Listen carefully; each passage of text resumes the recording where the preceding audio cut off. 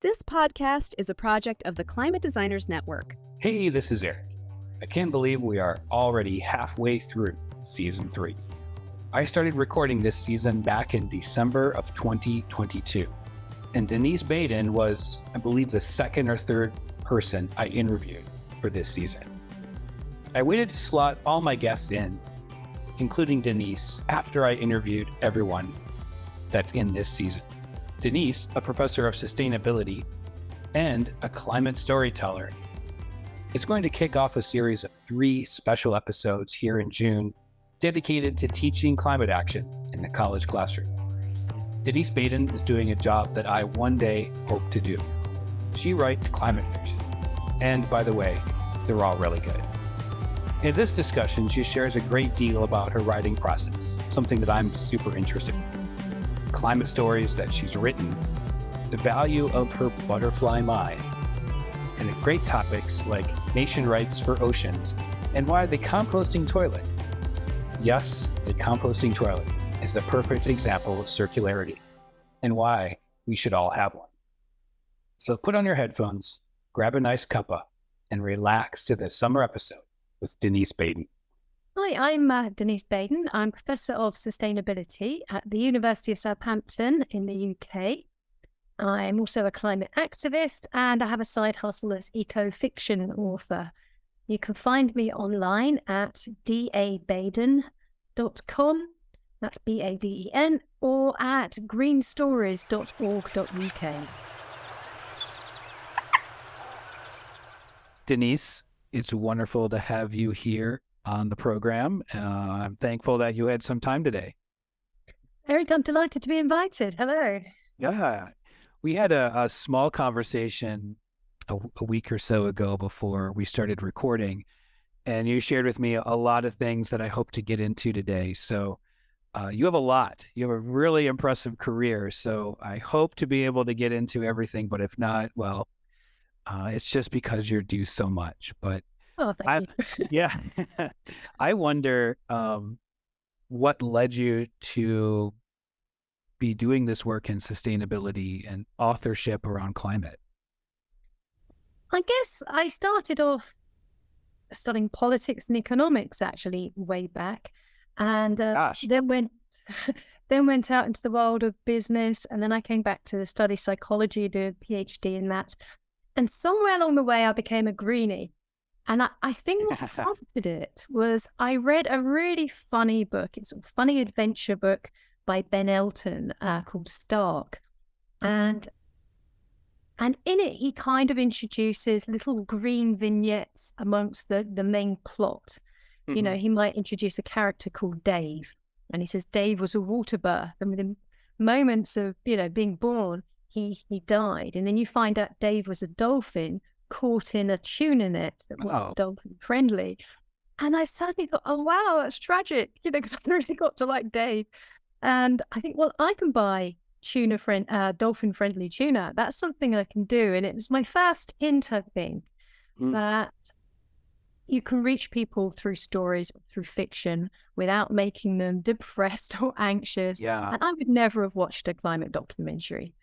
So and that I read a few more of his books and he does it really well. And I suddenly found I was a bit of a fully fledged greenie.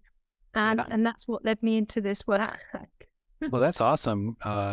There's the Dr. Seuss book, The Lorax, right? Which the underlying message is environmental, but you can enjoy the story without even seeing that. But I think you get it in the end, right? And yeah, they're the best stories.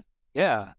You write stories. You're a sustainability professor, author, and what I found was super interesting was you're also you're a playwright.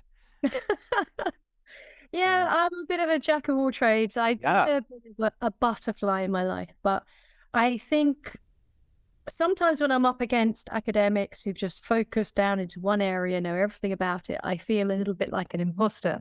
But then I think, well, I've done so many different things that actually, I think I've got quite a good bird's eye view of how it all connects and how it fits, in one piece. And that's really great if you're a writer who wants to imagine a better world, because Yeah. I know a bit about politics, I know a little bit about finance and economics, I know a bit about business.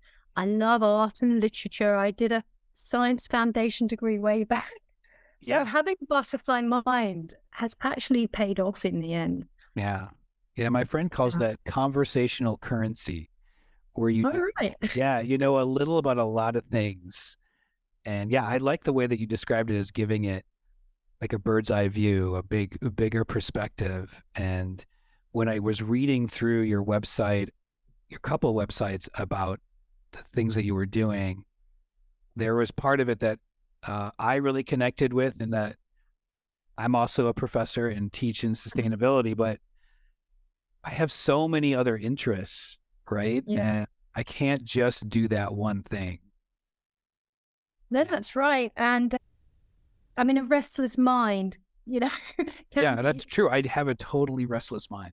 it can be a useful thing. And I have to say, since I became a fiction writer, even during the heart of the COVID crisis, I never once felt lonely, because I was busy constructing my own worlds and my own We're characters, building worlds. Yeah. building worlds, and I had complete control over my fictional world. And I have to say, it was a wonderful feeling. It got me Yeah. through that time. Well, you are doing something that I hope to do one day, and that's write fiction, and particularly science fiction. And my partner asked me last weekend about my bucket list. My birthday's coming up, and so I think that's why, right? And yeah, there's places I want to travel, but I said I'd like to write a fiction book one day. That's on my list. And you've done how many now? 3? I guess so. I mean, I've done 3 short stories for the anthology, No More Fairy Tales, Stories to Save Our Planet. And I contributed to 2 more. And that was fun, writing with co-authors. One was Steve, Okay. he's a chemical engineer working for Herculean Climate Solutions. And he'll wake up in the middle of the night and, the story will just come to him. Really? And he'll write it all down and he'll send it to me. He's like, there you go, I've written another story. And it's like, but there's great ideas here. Where's the plot? Where's the character? Yeah. And Onto it. and then so we brought in Martin, who's a freelance comedy writer. And together we'd actually get his really great ideas into a great story that none of us could have written on our own. And actually, it was a very fun sort of partnership there, and not something I was used to, just sort of having fun writing fiction with other people. Oh, yeah, that would be fun, just to bounce ideas off somebody and vice versa. For when you're You need a robust ego. Yeah, you got to check that, Yeah. What was interesting too about the writing you were doing was you wrote a play about Fidel Castro. Yes. How did that happen? And it was performed in London, right? It was. So what happened there, actually, I had a really good friend and colleague who does a lot of stuff in the pharmaceutical sector and public health. And she said, do you know that Cuba has more innovative drugs and treatments than, Western medicine? Okay. And it's tiny and has no money. How does that work? And I, at the time, was teaching business ethics. And I was interested in Cuba for a whole other reason, because when you talk about things like sweatshops and greenhouse gas emissions and things like that, you begin to realize that business leaders only have limited power because they operate within a competitive environment. They might decide they want to give everyone a fair wage and be nice to the planet, but will their shareholders let them? So I thought, well, what does business look like in a country which is all about solidarity and so on, where you don't have that capitalist background? How does that work? And I'm really interested in human nature versus environment and culture. Yeah. So I went to Cuba, and I guess I expected it to be all full of brainwashed people, ruled by this dictator. And it wasn't what I found. I found very politically literate people who could discuss the difference between, market socialism and neoliberal capitalism, Keynes. They were very, very politically literate. No one was afraid to talk to me. And so I was doing my bit of research on Cuban businesses and enterprises, and also working with my friend on the bigger pharmaceutical sector there. And we came back and wrote a paper about the pharmaceutical sector. And the reason we discovered is that their metric of success is health, first and foremost for the Cuban people, and then second, world health, global health. Yeah. Our metric of success in the West is profit. Right. And actually, it's more profitable to do 101 drugs for something like acid reflux, which lots of rich people suffer from, than to invest in quite difficult research into, diseases like cancer or antibiotics, where we're encouraged not to really use them. And so we tried to publish the paper, and we were told, no, because Fidel Castro is a brutal dictator who ruined the lives of his people. This was from an academic journal, and we hadn't mentioned him. That's the peer review, right? And then we tried again, and again the editor overruled the peer reviewers. And it seems apparently it's the Cuban curse. You cannot write anything that isn't critical of Cuba and get it published in a highly ranked journal. No, I know, it's shocking. It's really shocking. And it wasn't what I'd seen. I mean, I was talking to people who ran papers, and they were openly debating with me and critiquing certain aspects of the government and bureaucracy. They weren't scared to talk to me. Right. They're not an oppressed people. I mean, it's different. I mean, if you say, do you have a multi-party democracy with a free media? They'll say no, and that sounds terrible. Yeah. But if you say, do you feel you can contribute to the country's policies? You find out that everyone attends these councils, almost like sort of citizen assemblies, where they feed back on policy, and most policy changes as a result of that. And suddenly, just from asking a different question, they seem like a model of participative democracy. And it's like, you cannot have a conversation about Cuba without becoming massively divisive. And I thought, they've had to be sustainable. They're about the only country that has good literacy and health and, or the UN Development Index, those metrics, and lives within its own planetary footprint. The only one. Yeah. I think Costa Rica's close as well. Yeah, island nations have to. They do. And it's, partly it's because of the embargo, but they've made a virtue out of necessity. And there's so much we can learn, but you can't write about it and get it published. So I thought, sod it, there's only one thing to do, write a musical.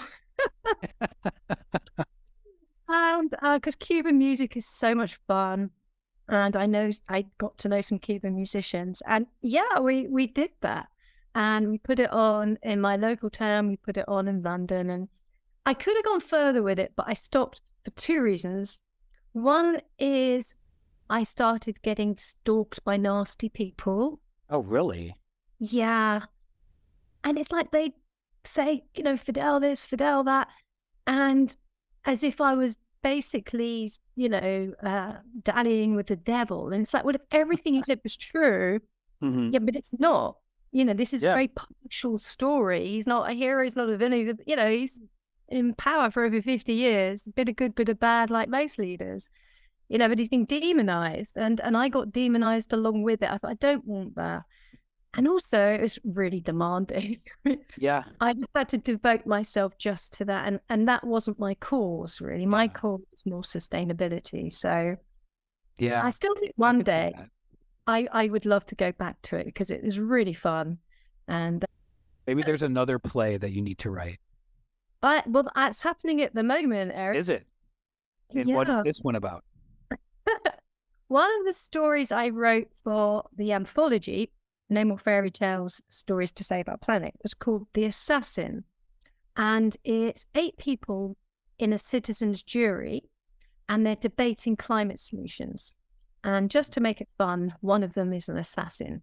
So it's a lovely opportunity to explore these different climate solutions. Also to promote the idea of citizens' juries, which are kind of, like a direct form of democracy. You randomly select a representative group of people. They're informed by experts, not just conspiracy theories. Right. Echo chambers. You would hope and so. They actually, research has shown it gives rise to quite long-term, thoughtful, more sustainable policies. They're great. I mean, I think they're the magic bullet that could avert a climate crisis, because they do make those kinds of policies that a government on a 4-year electoral cycle, and often paid for by corporations, might find it hard to do. So I really like the idea of using this story to promote the climate solutions and the idea of citizens' juries. And then a lot of people said this would make a great play because you got a set location. Yeah. So we've got funds now to turn it into a play. That's wonderful. Yeah. One of them is just going to be just a fun one for the public, but we're also going to do one with a bit of audience participation where we engage them in what solutions they'd like. So they're kind of almost like part of that citizens' jury. Yeah. There was a movie in the US, The 12 Angry Men. Yeah. Like that. Yeah. So like similar to that. Well, in one of your pieces you wrote, you said something like, all the solutions are right here. They just have to catch on. Yes. And that, I agree with that. I hear climate scientists say that all the time, and that we already know how to fix our climate crisis, or at least avert the worst of it. We'll just say that. And we just have to embrace the change. And so I'm wondering, as you are a storyteller, you're also a sustainability professor, of course, what have you found through telling the stories that you have that have really connects with people around the idea of embracing the change needed? Okay, good question. Well, firstly, one size does not fit all. Yeah. It was Steve, the chemical engineer, who originally said, let's do this anthology of climate solutions, because he was full of great ideas for capturing carbon, turning rigs to reefs, to capture kelp and seagrass, because we all focus on planting trees, but there's way more land in the ocean to capture carbon with that isn't given over to agriculture or housing. The glaciers are melting. What about refreezing them? And as an engineer, he loves all these. And he had this idea, let's write it about that. But myself, as more of a social scientist, I thought, well, hang on a minute. If we're going to get all this stuff going, what do we need to get there? First, you need to harness the power of finance to fund these things. Second, you need to make the decisions. So that's why I thought of citizen assemblies. So I looked at what that would take and then looked back what we'd need to get there. And I thought, we can't get there until we start judging our success by our well-being. At the moment, we judge success by the gross domestic product, which is basically production and consumption. Yeah. Now, that overlaps with well-being, but it's not the same thing. Right. So all conversations are about the economy, not whether or not, we're doing well. So I thought a first step is switching to a well-being index or happy planet index. And some countries have done that. So several stories reference that and raise awareness. We've got one idea, which I think is wonderful and I'm really excited by, is the idea of the ocean as having nation status. So as I said before, we focus so much effort on our land, but the ocean takes up way more space. And it absorbs way more carbon if we let it. And a number of people have found, and our head of law at Southampton University says a great way to protect nature is to give it legal status. Yes. New Zealand's done that, right? Yeah. And someone said that it was Steve who was talking to someone at the Ocean Summit, and they said, well, America only achieved success once it became independent and threw off its colonial status. Right. By analogy, the ocean can only achieve its full potential once it has nation status. And then it can, at the moment, we can't do whatever we want to the land, but people can trawl the bottom of the ocean unless it's a marine protection area. Yeah, they can. They can overfish it, they could pollute it, put plastic in it. There's very little protection. We use it all the time. Like if we go by rail, we pay for the maintenance in our ticket price. If we go by ferry, we don't. No. So we completely take for granted something that is so essential to our planet. if you give it nation status, it could charge for those services and it could put that money into things like sort of coastal areas, maybe planting mangroves that reduce erosion, provide seawalls, capture carbon, planting kelp, seagrass, protecting what's there. Yeah. All these things would make such a difference. And so we wrote 3 stories. One was where the idea was just being floated. One where it's just started and the president of the ocean is having to negotiate, issues like conflict and people not paying and so on. And then one set in 60 years in the future where we look back and actually see how it worked out. Yeah. And Steve took this to the Asian Ocean Summit in December last year, just a couple of months ago. And people loved it. They were really inspired by these stories. And now we're thinking, right, can we get this on the agenda for the next World Ocean Summit? Oh, yeah. And really start getting some traction behind it. We've written the story. Now can we make it happen? Now, is this story in your latest project, which is the No More Fairy Tales Stories to Save the Planet? So we've got 3 stories on that theme. Mm-hmm. So it's a real mix, actually. Some of the stories are more techie and science-based. Some are more about social science solutions, like The Assassin is more, citizens, juries, and so on. Yeah. Some are more about nature, one's about a turtle. And again, the genres are very different. Some are funny, some are tragic, some are both, some are dramatic, some are quite dry and informative, some are very poetic and lyrical. So one of the things I found, which is why I started off by saying one size doesn't fit all, is we got loads of feedback from readers, and the idea was we keep the ones that people liked and then do an updated edition, because we got way more stories than we could use in the end. Do an updated edition for COP21. But people all like different ones. There's just no consensus. Of course, right. No size does fit all, right? Yeah, so, different things appeal to different people. So actually, I'm not even sure what we could drop now. It just become a bigger and bigger. Right.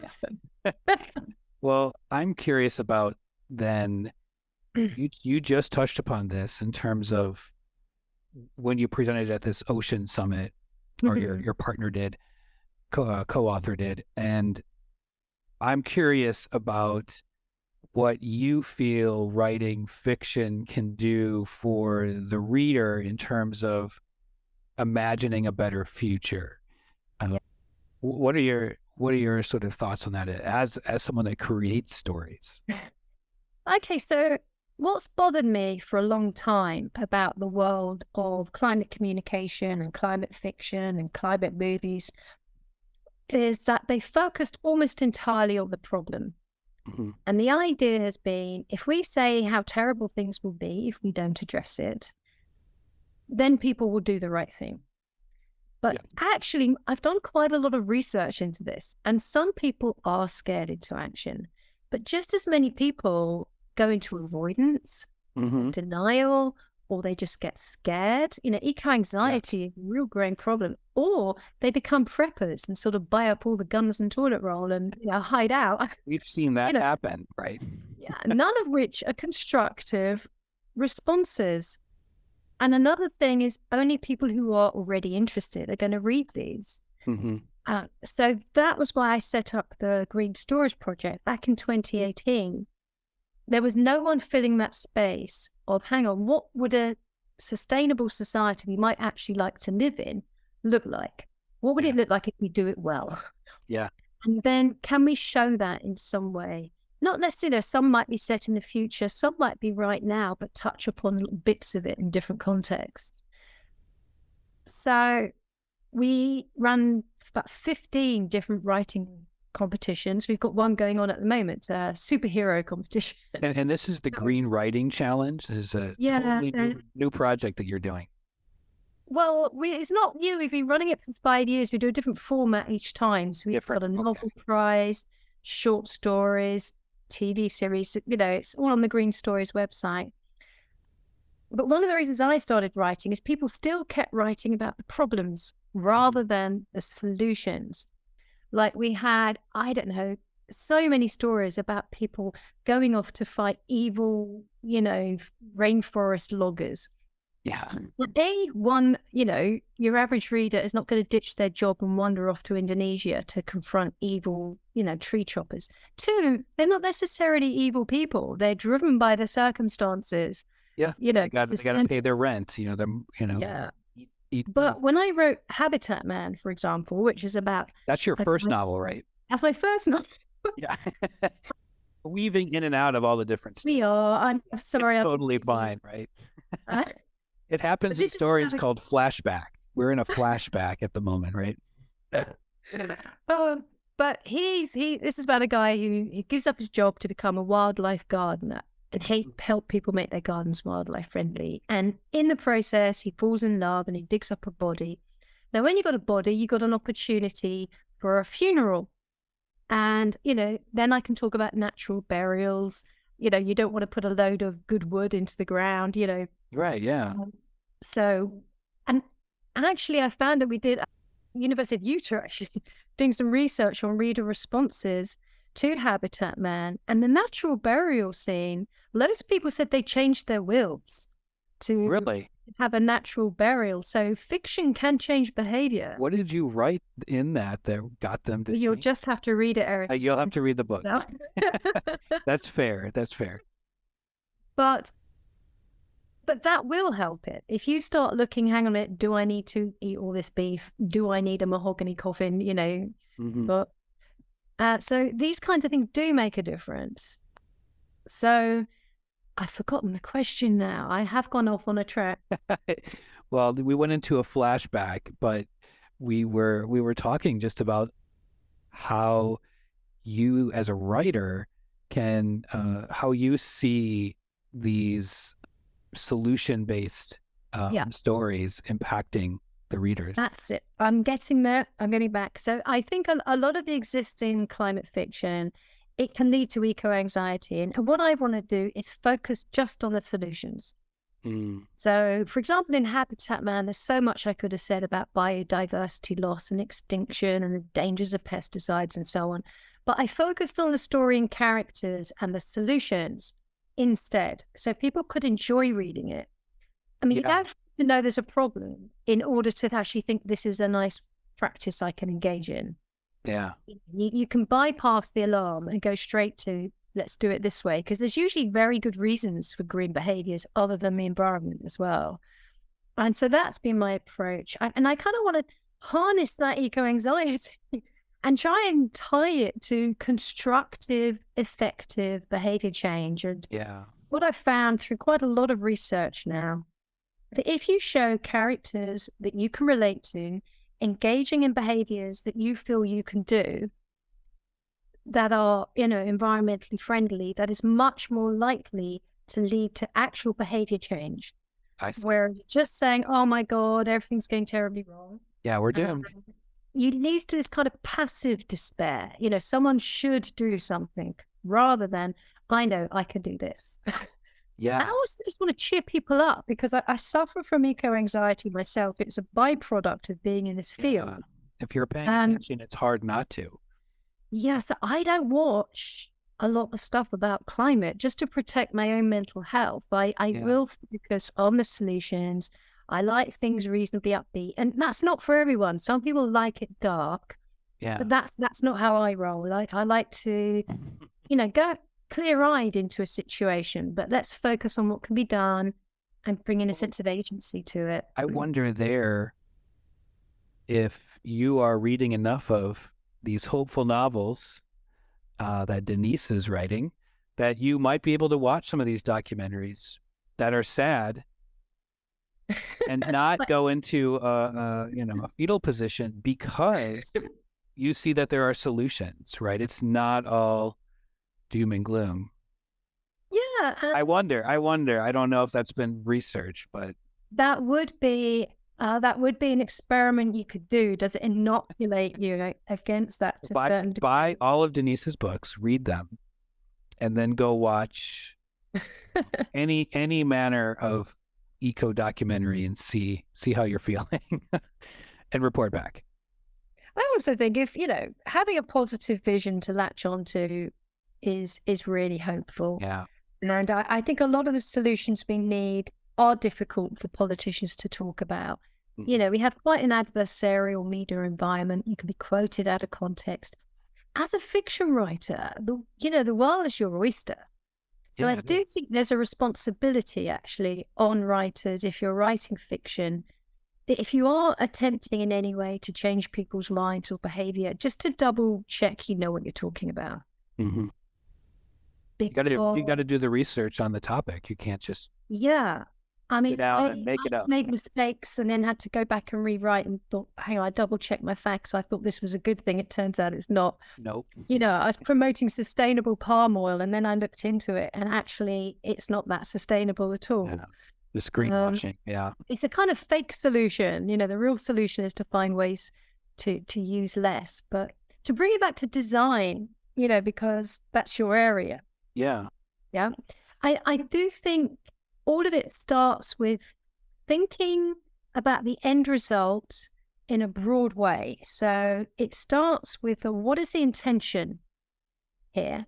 What kind of world do we want to live in? And is that in whatever I'm designing, whether it be a product or a service or a policy? Yeah. But like my oven was clearly designed, by someone who prioritized what things look like over health and safety. It's got a hob with lovely, beautifully curved metal where you put the saucepans on, curved so wonderfully and aesthetically that the saucepans fall off, splashing hot water and oil. You burn your hands, basically. I would wager the person who designed that had never cooked in his life. Yeah. And so again, when you design anything, think ahead. Like quite often we designed for efficiency rather than resilience. Right. Yeah. Yeah. We designed for performance rather than sustainability. We designed for single use rather than to use, repair, reuse. So I just think having that mindset, what does a sustainable world look like in your head, and designing for that is a good mindset to have. I got into writing, I would say, from a serious perspective, maybe 10 years ago. Uh-huh. And I always considered that writing process for me similar to my designing process. And I'm interested to know from my listeners, if you write, if you agree. I know many of you are design educators, so you do both. But I'm interested in your creative process and how you write your stories, because it does seem that you could be thinking about the moral or the end result before you write it. And that's what you're sort of poking at the designers to do as well. And so I like that. I do that. And I think it's really helpful. And I find my writing process is as messy and, I guess, stop and start as my design. So I'm curious about yours. I'll nerd out about writing here for a minute. I could nerd out about writing forever. Let's do it. I had to learn a lot when I moved from academic writing to fiction writing. Mm-hmm. It's a whole different. Very different. And I have to say, my early drafts, my partner were like, "Don't give up the day job," because I wanted to put it all in there. And it's just like with my stove, you need to balance health and safety with aesthetics. Yeah. In writing, your first priority, I guess, is the reader's attention. Mm-hmm.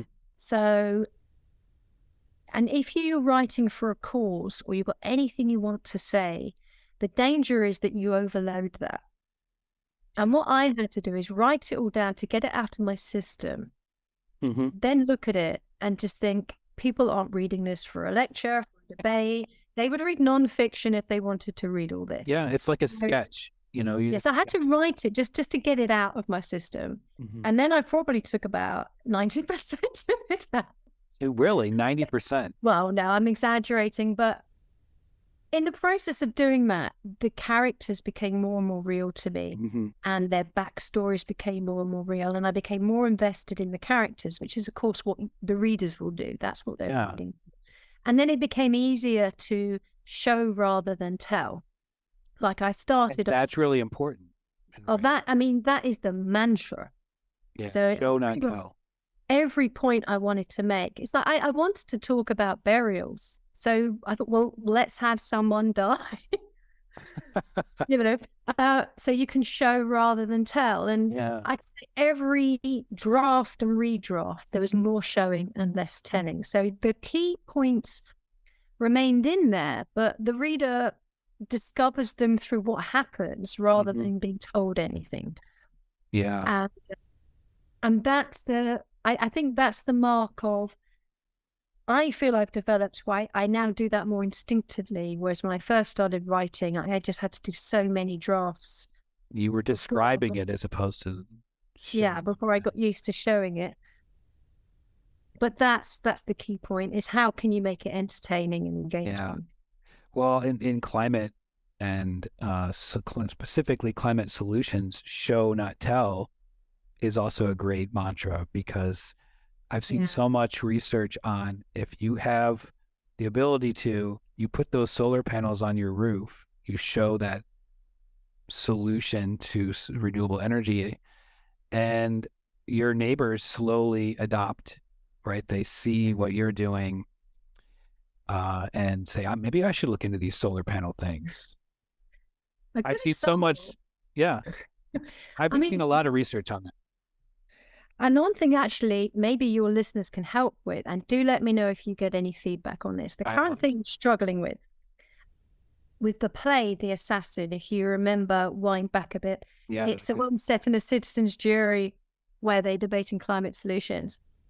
I went to see an Agatha Christie play in London, Witness for the Prosecution. Yeah. And it's kind of you can actually be a member of the jury. It's a little bit of interaction. So interactively done it.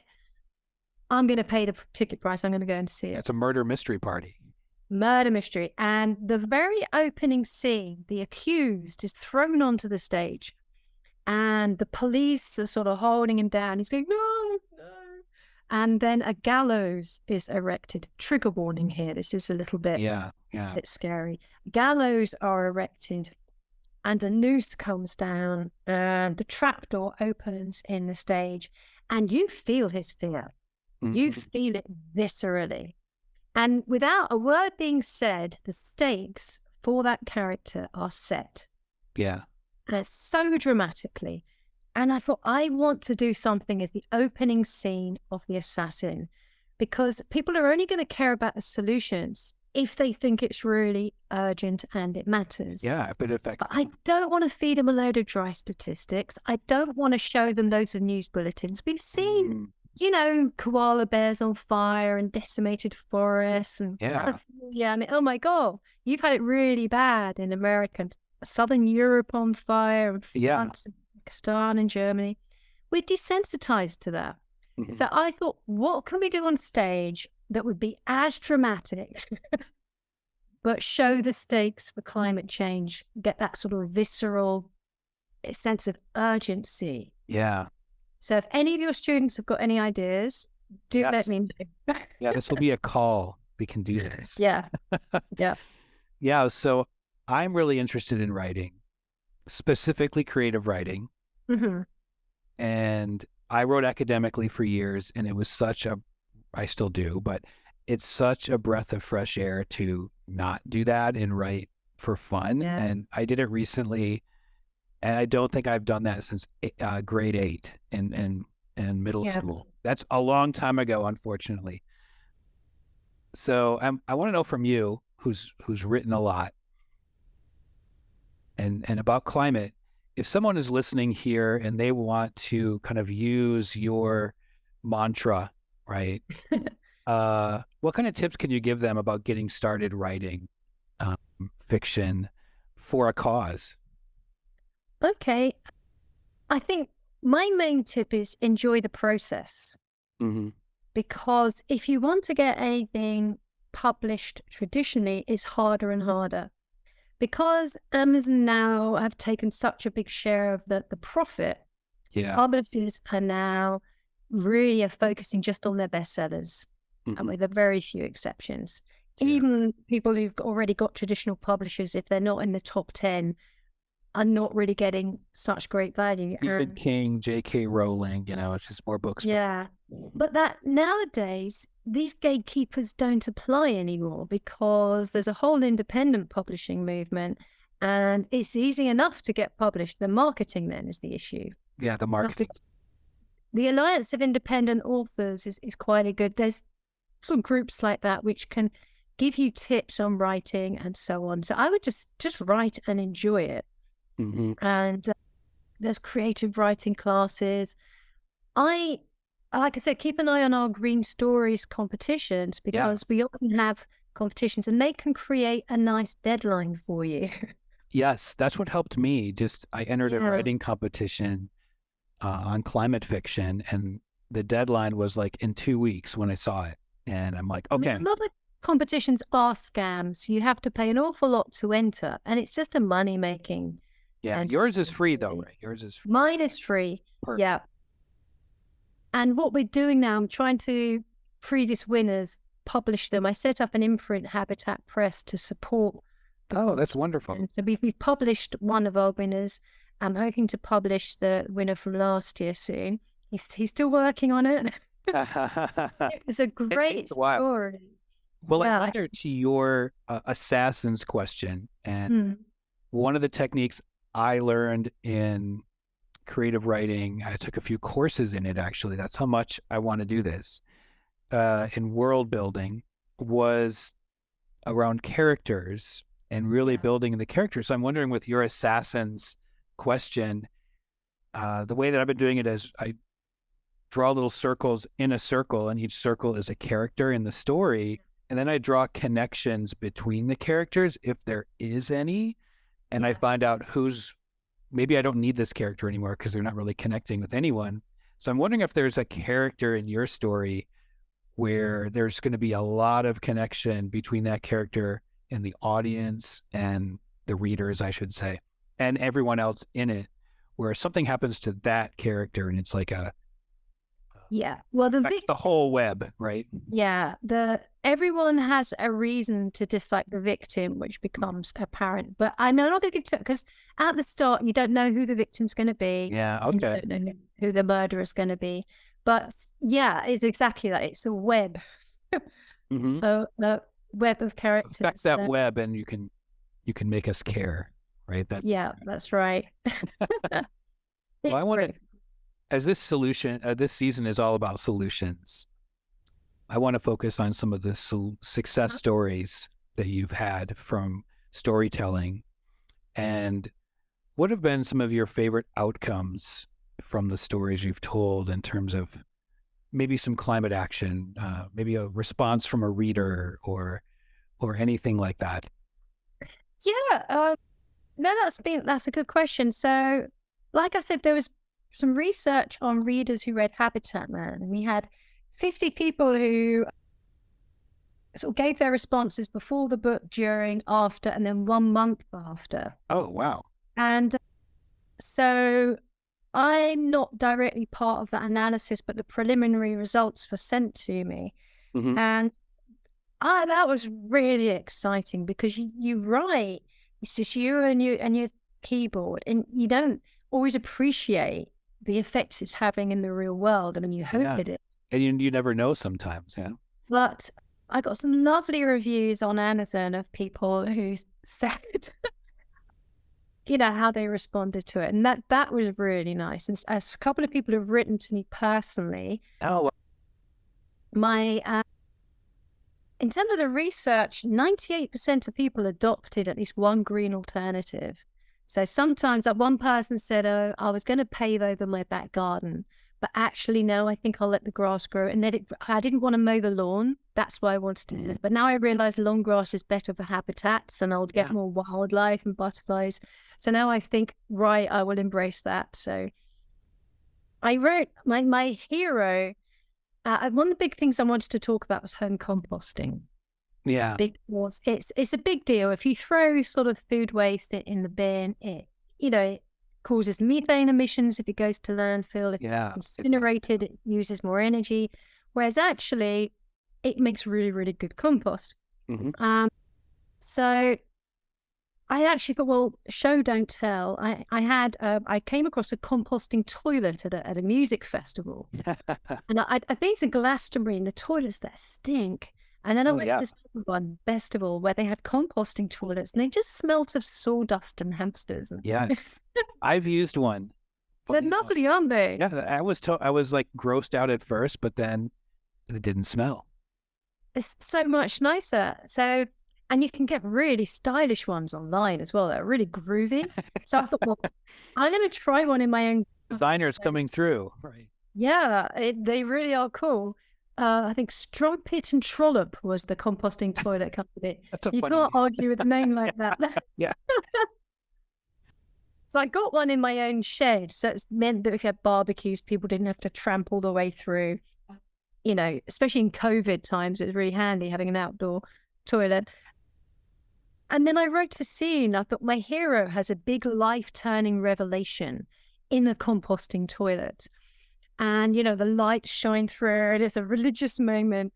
And a lot of people, I don't know if you can relate to this, but a lot of people have big moments on the toilet where they got time to think. Yes. And I thought, well, let's just embrace this. And what more ultimate metaphor is there for the circular economy than a composting toilet? And a lot of people responded to that and said they were really inspired by it. I had people saying, can I come and see your composting spot? A tour of your home to see how it works. Yeah, so most of my stuff, I mean, I had stuff on pesticides, and a lot of people changed their attitude towards that. They didn't realize that pet flea treatments and worming treatments were so toxic to wildlife. I know. I learned that a couple years ago. Yeah, a lot of people just don't know that. So I didn't bother putting stuff in that everyone knew. I kind of drip stuff in, you know, character has a dog, you know, and that people maybe didn't know. So that a lot of people responded saying, I really didn't know that. I used to do it every month, even if I didn't need to, just in case. Now I'm just going to be much more selective when I use it or what I use. So that was really heartening, particularly when people took the time to email me directly, but also from some of the reviews, which were really nice, and just the general research of people who wouldn't necessarily have chosen to read this, but, you know, well, I'll take part in research because they get paid a bit. And I mean, not everyone will like it. And that's one thing I noticed. If you're not into rom-coms, you're not going to like Habitat Man. It's not laugh out loud funny. It's sort of gentle, lyrical sort of, you know, humor rather than sort of jokes or anything like that. But if it's your kind of thing, then people like it. And the danger is if you try and get people to read it and think it's something different. Yeah. And this is where I learned, because I originally sort of put there's a mystery of the body in the garden, and people are expecting a thriller then. Yeah. And they didn't like it because actually it's not a thriller. It's more sort of nature and love, more gentle than that. There are exciting moments, but it's not going to fulfill someone who's after that. So I learned as well that managing people's expectations of what the book is going to be. But it was hard because, you know, in the publishing world, they always say, well, what else is like that out there? And say, this is like this. But I couldn't find any books that were eco-themed rom-coms. I really cannot find another book like it. You're starting a whole genre with this. Maybe I am, but... Love Actually meets The Day After Tomorrow. Yeah. But I look forward to reading yours, Eric. So I need to send that to you. Yeah, I need to send that to you. And I bet it was really nice to have that feedback from your readers. That's always kind of unexpected. And I mean, you're probably not writing to get those responses, but when you get them, it makes it all worthwhile. Yeah, I got a few recently. It's so nice. And if anyone's out there and reads anything they like, do take the time to write to the author. We love it. Yeah. It's going in the dark days when we're stuck. Yeah. I recently got 2 really nice emails about this podcast, which was unexpected and just it made me feel like, okay, all this work is potentially worth it if just those 2 emails, right? We need that, don't we? Yeah. Well, from Fidel Castro to composting toilets, we're coming to an end here. And you never thought you'd say that, did you? No, it's a great name for the show as well. I want to ask you the last question, and my favorite one is, if you were to jump into my shoes or any design educator's shoes for a day or a week or a month and teach a class on what you know on climate action, what would you assign to the students? What would you make them do?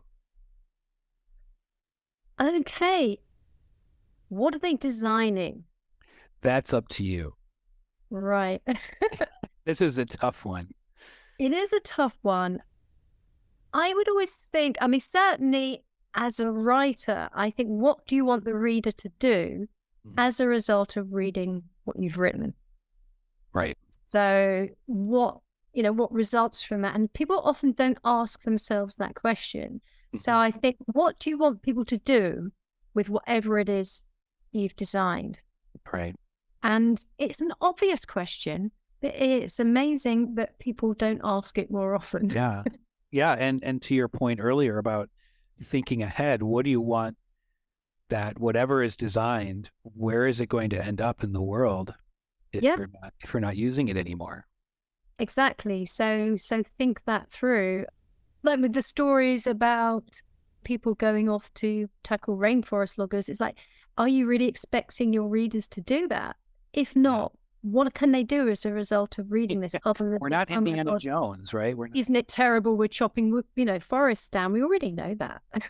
So, but your point, you kind of answered your own question. How's that product or service going out into the world? Where will it end up? I'm sorry for stealing your thunder there. No, it was a good one. And it made me think some of the arguments I had with some of the engineers writing stories that they'd want great big solar shades, like reflecting sun back up into the sky. Oh, right. Yeah. Wonderful. Yeah, that could do amazing things. But what if it got into the wrong hands? Like, you've kind of created a weapon, a sort of James Bond villain kind of thing. Yeah, you don't want to do that. It's that short-sightedness of thinking, yes, this may be absolutely wonderful, but how is it going to pan out in the world pragmatically and realistically? Yeah. What are the dangers?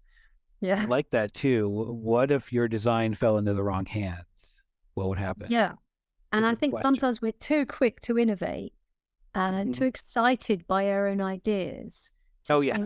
They might manifest in the world. We like to latch on to our first ideas and never give them up. And that's not a good strategy. Especially students do that. Moral imagination, I think, is what. Just take it with moral imagination. Just is that your term? Visualize how it might work in the world. And will you get any unintended effects that you hadn't expected? So just a little thoughtfulness. Yeah. Yeah, that's a great answer. Well, thank you, Denise. We got that together. Yeah, it's been a wonderful hour together, and it's been a pleasure having you on Climify. Before we go, where can we again find you online? Okay, so you can find me online at dabaden.com, B-A-D-E-N. greenstories.org.uk, and the books I mentioned, which are Habitat Man and No More Fairy Tales, Stories to Save Our Planet, are available from all online retailers in paperback, ebook. Habitat Man is also an audiobook, and you can also direct from the habitatpress.com, which is the publisher website. I'll look. Ebooks will get there very quick. Paperback, as it's coming from the UK, will take quite a long time. So if you want a paperback fast, best go via Amazon. Yes. Well, thank you, Denise. It's been a pleasure having you. And I could talk way more about writing. Maybe we'll do that over email because there's a lot of questions I still have. Okay, well, thank you for inviting me. And I want to hear back from your listeners if they've got any good ideas. We need your help, everybody, for her assassin story. All right. Thank you, Denise. Climify is produced, edited, and engineered by me, A huge special thanks this season to Ellen Keith Shaw and Christine Pilot for their gorgeous work on our new branding. Batul Rashik and Mark O'Brien for their continued design help. Bianca Sandico as our new podcast manager, and Brandy Nichols and Michelle Wynn for their strategic guidance and always supporting me on helping to improve the offerings of this podcast. If you enjoy the work we all do here and you have a spare minute or two, we would truly appreciate it if you left a rating and review over at Apple Podcasts. The more folks that review our program, the higher the algorithm pushes up Climify in the search results. And in turn, the more likely we all can learn how to become climate designers.